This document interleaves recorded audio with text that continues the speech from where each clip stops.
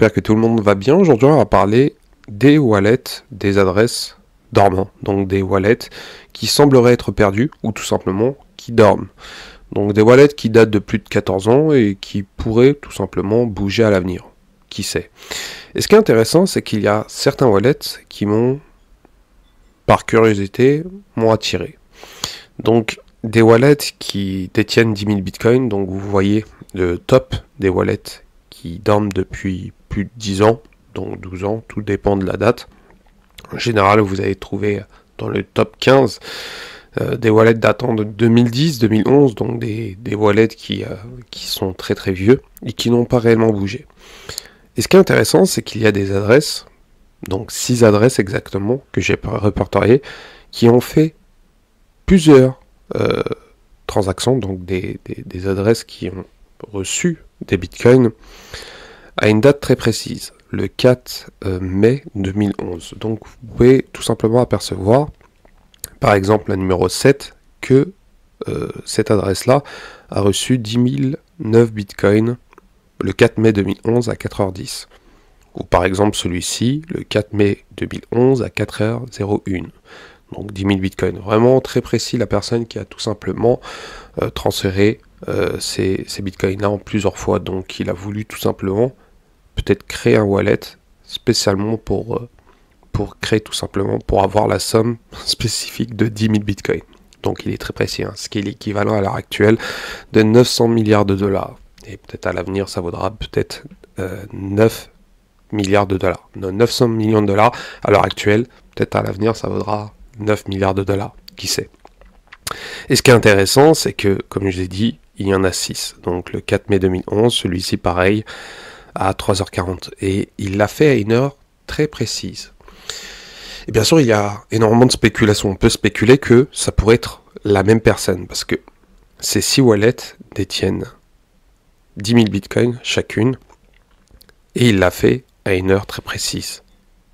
À 4h10 du matin, UTC donc en Europe, 4h01 à 3h40, on peut retrouver celui-ci à 3h14, à 4h01, donc ça a été réellement très très précis, à 3h28, donc il a commencé au coup de 3h du matin pour faire ces transferts-là. Bien sûr, vous pourrez retrouver d'autres wallets qui détiennent 10 000 bitcoins, on ne sait pas réellement, mais ces 6 wallets montrent qu'il y a eu volontairement, par cette personne-là, fait tout simplement ces mouvements-là. Et c'est vraiment très très intriguant. En tout cas, on va voir certains mouvements assez intéressants, et surtout on va regarder certains historiques autour de ce wallet-là qui les a tout simplement transférés, en tout cas l'adresse qui l'a transféré. Donc comme je vous ai dit, ça a été fait à une heure précise, au mois précis et à une année précise. Et bien sûr, cette année-là marque tout simplement une performance très extraordinaire du Bitcoin. Donc je vais mettre la charte de 2011. Au mois de février, Bitcoin atteignait le fameux 1 dollar symbolique, ce qui a été assez incroyable à cette époque-là, avant de monter à son ATH autour des 30 dollars. Donc au mois de juin, ça marque énormément d'événements. Wikileaks accepte le Bitcoin, le don en Bitcoin. Il y a eu un hack concernant la plateforme MTGOX. Et bien sûr, il y a eu énormément d'événements en 2011 que je ne vais pas citer dans cette vidéo-là parce qu'il y a énormément de personnes qui ont été concernées. Il y a énormément de choses. Mais j'essaie de faire une compilation parce qu'il y a énormément de choses qui se disent et qui sont réellement très très intéressantes. Puis après, il y a eu un crash qui a tout simplement ramené Bitcoin autour des 3 dollars. Mais déjà, le fait que la personne a transféré ces 10 000 Bitcoin atteignait les 3 dollars symboliques, ce qui était assez incroyable. Et ces wallets-là n'ont pas réellement bougé depuis le 4 mai 2011. De plus, rappelons que ces wallets-là peuvent représenter tout simplement une personne, peut-être un groupe ou plusieurs personnes, peut-être s'ils ne sont pas réellement liés. En tout cas, j'ai pas fait énormément de recherches ultérieures concernant les transferts d'adresses parce que c'est un travail gigantesque, mais on va voir certaines choses très très intéressantes. Donc ce que vous pouvez voir, c'est les wallets. Donc ça a été transféré, donc le bloc 121 719 à 4 heures, le 4 mai 2011, donc 10 000 bitcoins. Celui-ci pareil. Donc on peut voir, hein, donc c'est vraiment à des heures très précises. Donc c'est 6 blocs, c'est 6 transferts. Et ce qui est intéressant, c'est que on peut tout simplement voir certains détails. Donc j'ai choisi tout simplement cette adresse-là, la 1BAF, si vous voulez regarder. Donc la personne a voulu tout simplement transformer volontairement 10 000 bitcoins. Donc il a envoyé 9 000 bitcoins et 1000 bitcoins. Et ce qu'on peut voir, c'est le wallet 598. Je ne sais pas réellement si ça a été le wallet 598 volontairement. Peut-être la personne, le site qui a écrit le wallet 598, c'est qu'il l'a tout simplement répertorié comme le numéro 598. Je suis assez curieux de savoir certains détails autour de cela. Mais après avoir fait quelques recherches, c'est qu'on peut retrouver énormément de transactions. Même à l'heure d'aujourd'hui. Donc ce wallet-là fait énormément de transactions. Et ce qui est impressionnant, c'est qu'il détenait plus de 100 000 bitcoins. Donc si vous vous amusez tout simplement à scroller, donc vous pouvez tout simplement scroller tout simplement autour de toutes les transactions qu'il a fait, c'est qu'il en a fait énormément depuis 2010. Donc si vous voulez tout simplement voir certains détails, donc là on est au plus bas, la page prend un peu de temps à charger. Et donc la première transaction a été faite le 24 mai 2010 au bloc 53 238. On peut voir certains détails assez intéressants aussi. C'est que après avoir fait des recherches ultérieures autour de ce wallet-là, le premier transfert a été fait le 22 mai 2010. Donc il y a énormément de choses à dire autour de cela. On peut spéculer que ça a été détenu par des personnes qui ont créé des plateformes d'exchange. Ça peut être tout simplement des personnes qui ont été là très early.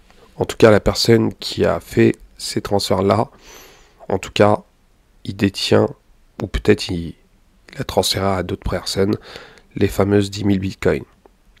Et ce qui est intéressant, c'est que ce fameux wallet a fait énormément de mouvements, dont 120 000 bitcoins au moment où il détenait. Donc les transferts ont été gigantesques. Il détenait 120 000 bitcoins environ. Donc si on s'amuse tout simplement à regarder au mois de juin, donc il a fait énormément, 18 000, 19 000. Donc on peut regarder ici, hein, ça ne fait que d'augmenter. Puis ça diminue avec le temps. Donc il a sûrement transféré sur d'autres wallets. Je pense qu'il détient énormément de wallets. Je ne sais pas réellement qui est derrière ce fameux wallet 598. Mais c'est vraiment très très impressionnant. Bon, faut dire que le Bitcoin ne valait pas énormément comparé à maintenant. Donc on est loin des 3 $. Mais on peut voir que cette personne avait détenu en 2010 plus de 100 000 bitcoins. Donc on va augmenter pour vous faire montrer. Donc voilà. Donc on peut voir que au mois d'octobre 2010, il détenait plus de 100 000 bitcoins avant tout simplement de transférer énormément de bitcoins. Donc on peut voir le transfert 10 000 bitcoins par exemple le 24 octobre. Donc des mouvements assez intéressants et assez intrigants. Rappelons aussi que il y a eu énormément d'événements entre 2010 et 2011. Par exemple, j'ai retrouvé tout simplement après avoir fait des recherches concernant bitcoin.com avec un S.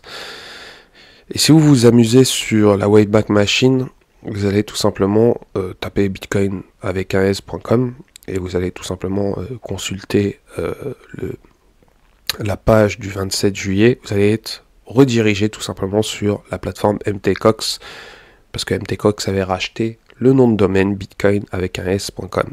C'est vraiment intéressant de voir ces cet historique autour des noms de domaine et des personnes qui ont détenu.